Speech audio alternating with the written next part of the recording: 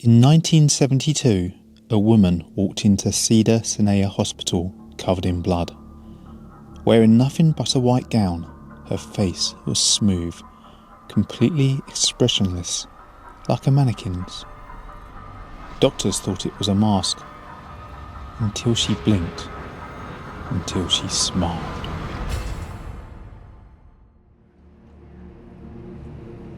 Los Angeles, June 13th, 1972.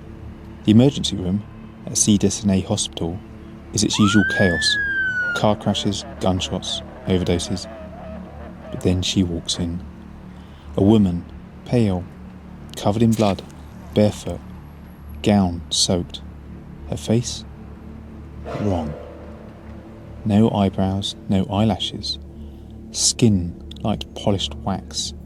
Lips motionless. And the most horrifying part? She didn't seem distressed. She wasn't crying or screaming. She looked empty. The nurse on duty tries to speak to her. No response. She's led to a wheelchair. The blood isn't hers. Dr. Monroe, head of trauma, begins the examination. The woman sits, still as a corpse. Eyes unblinking. The blood on her hands belongs to multiple donors. He leans in close to inspect her face, assuming it's a prosthetic. Latex, maybe. But then she blinks. Slow, mechanical, and smiles.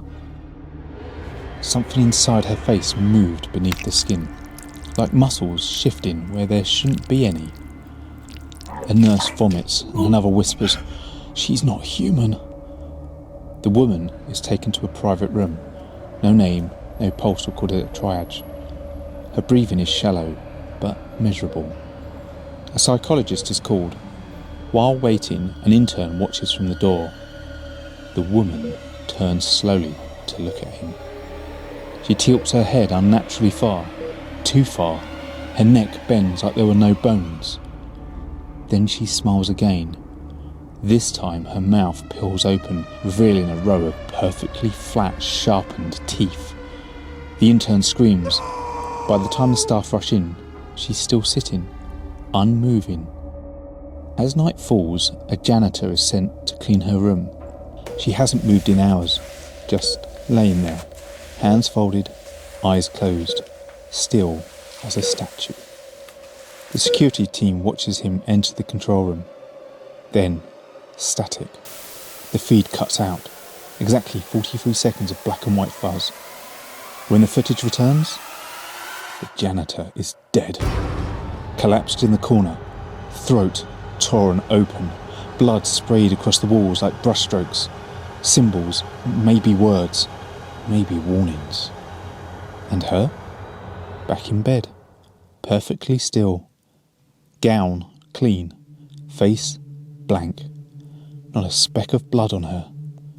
Staff rush in. She doesn't resist, doesn't blink. She's sedated, tied down, isolated. Guards posted full lockdown. And yet, no one saw her move. No screams, no struggle, no footprints, no blood on her hands. It's as if she was never involved at all. Fingerprints don't match any known database. Her DNA comes back incomplete.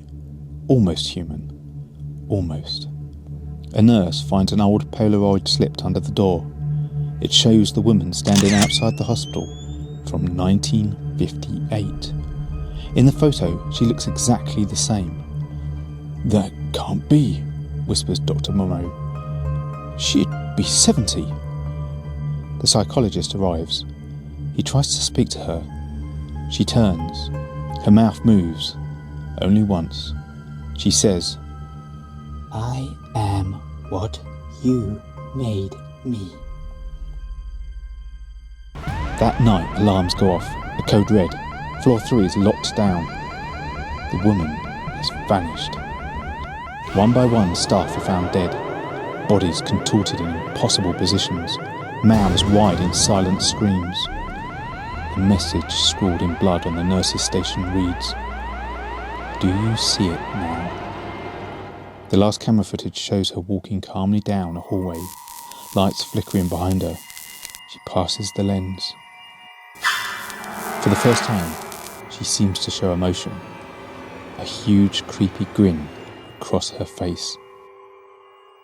The hospital issues a statement. Patient never existed. No footage, no bodies, just a hoax. But those who worked there never speak of that night again. Dr. Monroe vanishes 6 months later. The intern is committed after carving off his own face. The last known sightings of the woman was in 1998 outside a children's ward in Phoenix, Arizona. Same gown, same face. Some say she's a government experiment. Others say she's something older, a mimic, a shell, a thing that wears humanity like a skin. But if you ever see someone standing too still, with a face too smooth, and a smile that never fades, run, because she's watching, waiting, and she's still hungry.